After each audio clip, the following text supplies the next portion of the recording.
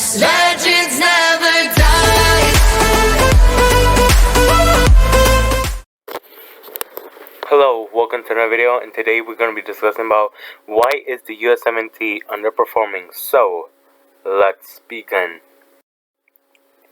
But before we continue, I'd like to tell you guys to like and subscribe because it is very important that you guys do that in order for you guys to never miss another video like this. So, let's continue.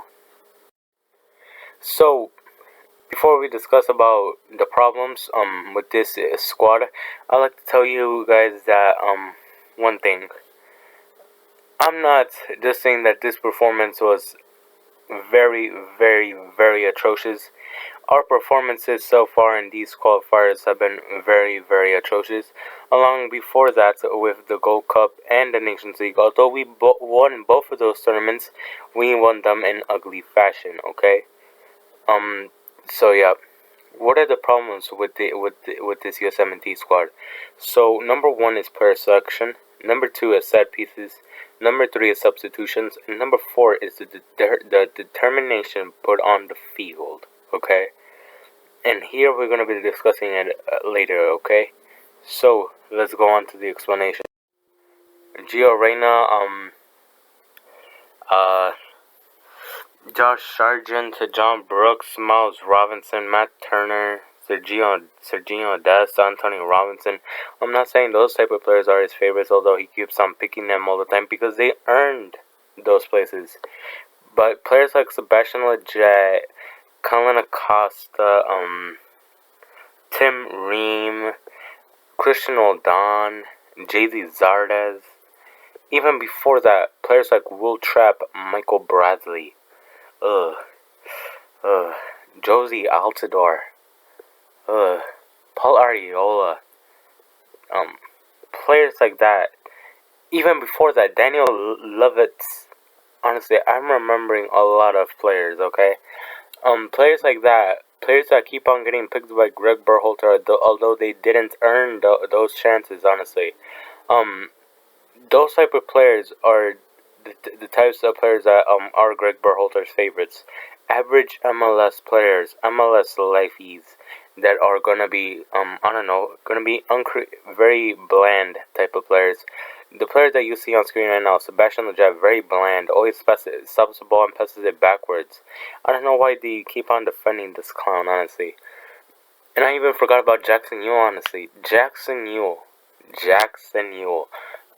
Remember that era? Thank God that era is over, okay? Hopefully the Sebastian Lletget era is next over after this game, because hopefully Greg has realized by now that playing with fucking Sebastian fucking Lletget is not gonna work. Colin Acosta's not gonna work too. Honestly, this is just oh my god, it's embarrassing, okay? You have players on the bench like Gianluca Busio. You have players on the bench like Luca De La Torre. You left players at home like like Joseph Scali. You left others home like like Julian Green. You left him home. You left Josh Sargent home, although he probably didn't need a break. But you could have used that.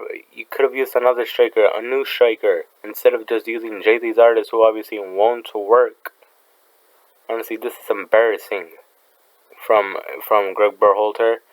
Honestly, this is very, very, very embarrassing. Okay, so let's go on to the next category.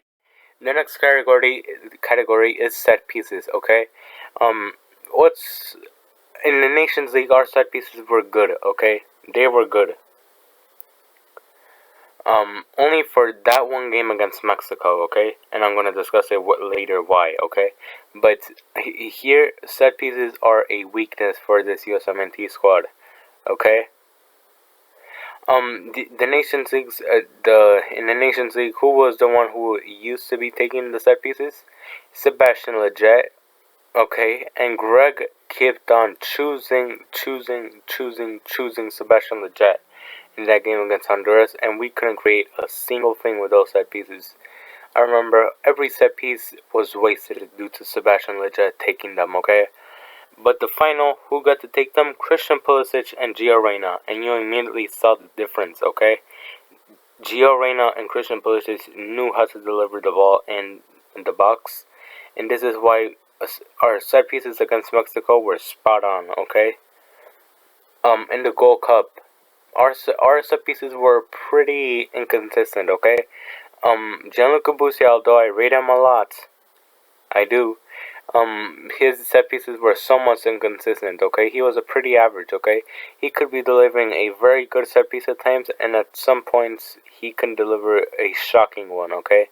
But at least he could deliver something good, okay? But the player you see on screen right now, this is Colin Acosta. He kept on getting set piece after set piece after set piece after set piece against Panama, okay? Although you had Brendan Harrison on the field. Brendan Harrison, I know his set pieces against Jamaica were not good as well, but at least he's a player. At least try something new, okay? Try something new, Greg, okay?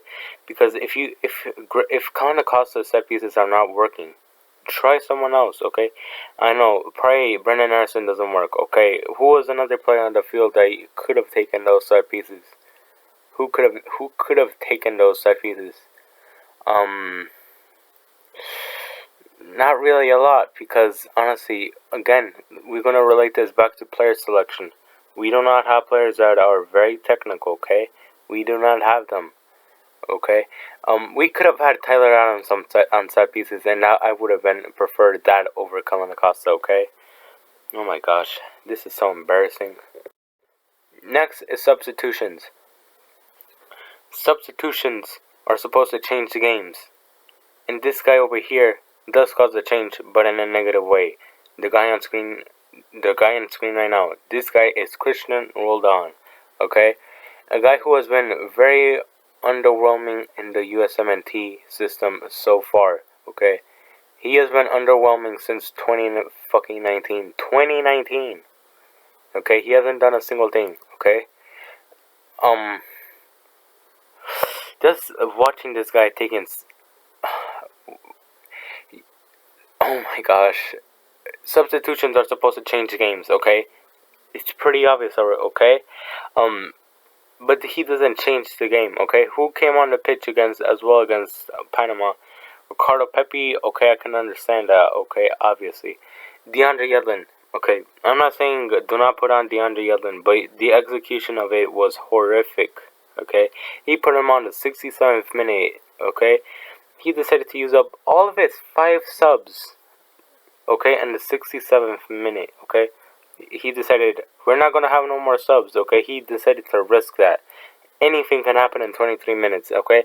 And in 23 minutes, what happened? The entire team looked tired, Greg. Why did you do that? Why did you do this, okay? He decided to leave players like Lucas Del Torre, Gianluca Busio on the bench. Players like them. He decided to leave Sergio Dest on the bench too. During the entire game. Okay? He decided not to put on Chris Richards and put him probably as a fullback. He can play as a fullback, okay? George Bello and Chuck Moore were having shaky games, okay? At least he's gonna be defensively solid over there. But what happened? He did not want to do it. He did not want to do it. Who did he put on the pitch as well against Panama? Who did he? He brought on Brendan Harrison, which was okay. He didn't do much, but considering that our midfield was atrocious, he put on Tyler Adams as well. Let me see. I think JD Zardes did actually. Oh no, JD Zardes didn't play the full 90. But still, those substitutions against Panama were atrocious. Putting on Christian Roldan on for Tim Weah. You could see the frustration on Tim Weah's eyes right now. Right now when he was getting subbed off. Right in the moment, okay? He was doing stuff actually with Tyler Adams as a midfield, okay? He was starting to get into the game. He was starting to get into the game. But what happened? He decided to take him off because players who are making dangerous opportunities is too dangerous for Greg, okay? He decided to put on Tyler Adams for Yunus Musa. Putting on Tyler Adams is not too bad, okay? But for Yunus Musa, the only midfielder who can create 8s on that entire midfield, because Sebastian Lletget and Cullen Acosta are not going to be creating for you, this is embarrassing, okay? So now let's go to the final category, which is determination. I didn't see a single drop of determination to win this game during the entire 90 minutes, okay? Probably at the end, because they were starting to they were starting to do the long passes, okay, throughout the last few minutes of the game. They decided to do that. But it was too late, okay, because we were gassed out.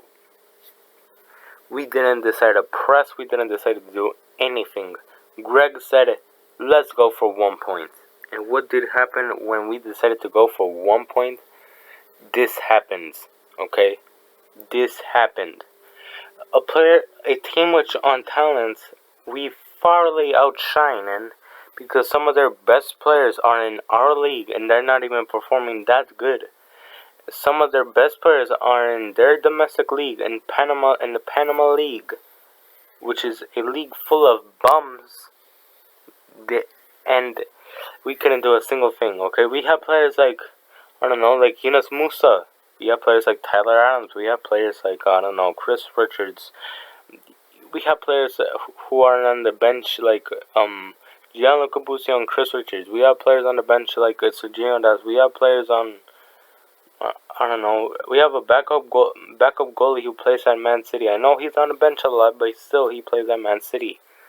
We have way more talent than this entire Panama team, and we decided to do this. Okay? Okay, Greg can fix this, okay? Greg can just say, go for 3 points.